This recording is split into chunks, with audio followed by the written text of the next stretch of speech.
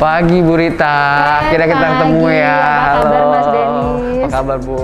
Ya guys, jadi ini kita akhirnya ketemu Ibu Rita, seorang dokter nutrisionis ya Bu ya? Yes, nutrisionis, sehari-hari bekerja dan berpraktek di sini. Boleh kenalin diri dulu? Ya, oke baik. Perkenalkan, nama saya Dr. Rita Ramayulis, DCNMK, seorang nutrisionis. Sehari-hari sebagai konsultan gizi di Royal Sport Performance Center. Di sini pasiennya banyak sekali terkait dengan kebugaran, termasuk berat badan ideal. Halo Bu Rita, nih dari ruangan Ibu Rita ya? Ya, ini tempat ini konsultasi nih berarti? Betul. Nah, jadi kalau ruang konsultasi gizi, kita settingnya itu kayak ruang keluarga. Karena nanti kan ada asuhan gizi yang sifatnya itu mempengaruhi mereka untuk merubah perilaku makan. Selama Ibu Rita menjadi seorang dokter dan nutrisionis ya, kira-kira range berapa pasien yang orang menurunkan berat badan yang pernah dokter Ibu Rita Totalnya? Total, kira-kira aja kira-kira. Banyak banget. Saya itu praktek kan mulai tahun 94. Waktu itu saya sempat jadi aparatur sipil negara, ASN ya, ditugaskan di Nanggro Aceh Darussalam pada waktu itu. Nah, saya udah buka praktek di situ. Gizi, praktek gizi, karena saya emang basicnya adalah nutrisionis kan. Nah, itu rata-rata dari dulu aja tahun 94 itu sudah berat badan yang dicari oleh orang-orang gitu kan. Nah, sampai 2021 berarti sudah berapa puluh tahun saya praktek gitu kan. Banyak sekali, sebulan itu saya bisa nangani lebih dari 30 orang. Iya, Bu Rita, saya pengen nanya juga sih. Jadi ada beberapa customer saya di Flimty itu banyak mereka yang kan konsumsi serat. Bu Rita, pentingnya serat itu untuk tubuh kan juga membantu kesehatan pencernaan. Nah, bisa jelasin nggak sih Bu, pertama fungsi serat itu untuk apa aja? Iya. Apakah benar bisa membuang lemak atau? Iya, jadi serat itu adalah karbohidrat. Serat itu adalah bagian dari zat gizi, dia masuk dalam kelompok karbohidrat, tapi dia tidak bisa dicerna. Nah, dia punya peran adalah untuk membuang segala zat-zat yang tidak dibutuhkan oleh tubuh kita atau zat sisa. Dialah yang akan mengikat dan dia buang. Seperti misalnya kelebihan lemak yang kita makan itu serat bisa buang. Kemudian zat-zat toksik yang ada pada makanan, zat-zat kimia yang ada pada makanan tuh serat bisa buang gitu. Makanya kalau kita lihat orang-orang yang memiliki pola makan yang jelek gitu ya, ketika kita berikan terapi serat itu dia akan mudah sekali mengeluarkan feses berkali-kali gitu, BAB gitu ya, dan lancar dan berkali-kali gitu. Tapi ketika kemudian seseorang itu sudah tidak lagi punya pola makan yang baik, atau kemudian zat-zat sisa itu sudah banyak yang sudah dibuang gitu, pencernaannya sudah bersih gitu, maka ketika kita berikan terapi serat memang tidak terlihat lagi proses BAB yang berkali-kali atau lebih sering. Namun apakah itu menunjukkan apakah itu tidak efektif pemberiannya? Jawabannya tidak, karena serat itu kebutuhan sehari untuk tubuh kita bisa membuat metabolisme kita bagus itu adalah 25-30 gram.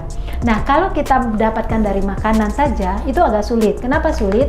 Karena 25-30 gram per hari itu sama artinya dengan kita harus makan sayur minimal 3 mangkok per hari, harus makan buah minimal 2 porsi atau sampai 4 porsi per hari, harus makan protein nabati 2-4 porsi, dan juga harus mengganti nasi putih kita dengan kentang, dengan umbi-umbian, baru kita dapat serat 25-30 gram.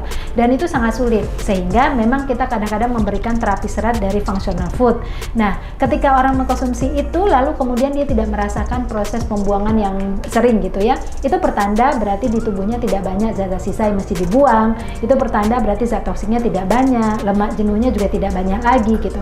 Tapi kalau ada orang yang minum kemudian berkali-kali dia membuang BAB-nya atau proses eliminasi, itu berarti menandakan memang masih banyak zat-zat yang tidak diperlukan tubuh yang masih ada di saluran cerna dia, seperti itu. Soalnya saya bingung juga, customer saya di produk ini, di produk yang saya punya Flimty ini, mereka kan ini kan serat ya Bu ya. Iya, jadi betul. mereka pertama kali minum misalkan dari kotor sekali makanannya segala macam, pertama kali dia minum kan langsung buang BAB seperti tadi Ibu bilang kan. Jadi dia memang benar minyak, lemak yang dimakan sebelumnya itu keluar. Tapi di hari-hari berikutnya akan berkurang intensitasnya. Nah, banyak mereka yang berpikir bahwa oh berarti ini udah nggak sekuat yang dulu gitu. Tapi sebenarnya tidak kan? Tidak demikian. Jadi indikator apakah suatu serat itu memberikan nilai baik ke tubuh kita, indikatornya tidak semata-mata proses pembuangan berkali-kali atau sering itu tadi. Karena proses pembuangan itu menunjukkan banyak zat sisa yang masih harus dibuang. Bukan menunjukkan keefektifan suatu serat itu. Yang jelas serat itu zat gizi, kalau nggak dikonsumsi 25-30 sampai 30 gram per hari, include 24 jam, maka tubuh kita akan mengalami gangguan-gangguan metabolisme. Jadi apapun itu kita harus penuhi asupan serat kita sehari dari makanan sehari-hari ataupun dari functional food ya. Nah, indikator keberhasilannya bukan dari situ. Indikatornya nanti bisa terlihat dengan frekuensi sakit kita jarang gitu ya. Kemudian risiko kita untuk mengalami peningkatan tekanan darah, peningkatan kadar kolesterol darah itu juga rendah. Itu indikator yang harus yang akan kita capai pada suatu saat nanti. Plus intensitas pembuangan BAB itu berkurang karena ususnya mungkin jauh lebih bersih kan, karena sudah dibersihkan. Iya, karena tidak ada zat sisa. Zat sisa itu bisa ada di usus halus, bisa ada di usus besar. Nah, ketika zat sisa itu, zat-zat yang tidak diperlukan oleh tubuh itu sudah bersih, maka dia tidak akan melakukan proses pembuangan berkali-kali. Mungkin hanya satu volume. Tapi kalau kemudian masih banyak zat itu, maka akan akan frekuensinya akan lebih sering. Maka berbeda di antara kita. Sama-sama kita mengkonsumsi functional food yang isinya serat, maka frekuensi BAB kita setelah itu akan berbeda. Tergantung usus kita seperti apa. Jadi ada dua tipe orang nih, misalkan ada yang minum minuman serat seperti yang produk saya ini, ada yang buang airnya lancar terus-terusan setiap hari, artinya mungkin makanannya kotor terus setiap hari atau serat sisa ya. Iya, atau makanan lainnya dia memang volumenya lebih besar. Oh, oke. Tapi lebih banyak ya? Lebih banyak. Kan kita beda-beda ya. Ada orang yang makannya 1000 kalori, ada yang 2000 kalori. Nah, kalau yang makannya 2000 kalori lalu diberikan kemudian tambahan serat, tentu saja banyak volume yang akan dibuang.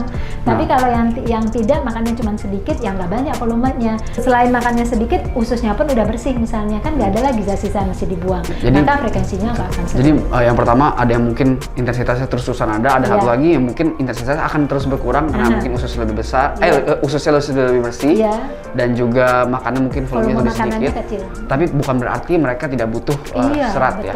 Betul. Tetap adalah zat dibutuhkan gizi. secara long term setiap hari. Jadi serat itu zat gizi yang dibutuhkan setiap hari, kalau kurang akan terjadi gejala defisien. Banyak kan mungkin customer atau orang-orang yang tidak kurang mengerti atau awam lah ya. Oh gue udah bersih nih, gue nggak butuh lagi kayaknya, kayak gitu kan. Nggak bisa. Tetap dibutuhkan. Iya, tetap. Karena serat itu zat gizi. Serat itu bukan obat, serat itu juga bukan suplementasi, tapi serat itu zat gizi. Sehingga dia akan dibutuhkan setiap hari, apapun yang kita rasakan, dia tetap kita butuhkan. Bahkan waktu lagi makan bersih sekalipun. Iya, betul.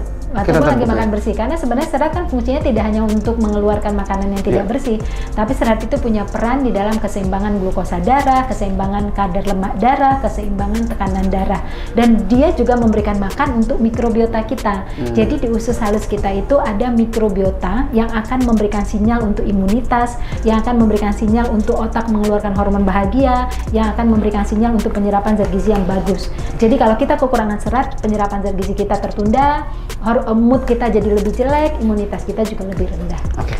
Thank you Bu Rita, sudah dijelaskan semua. Suka makan sembarangan? Slim Tea-in aja.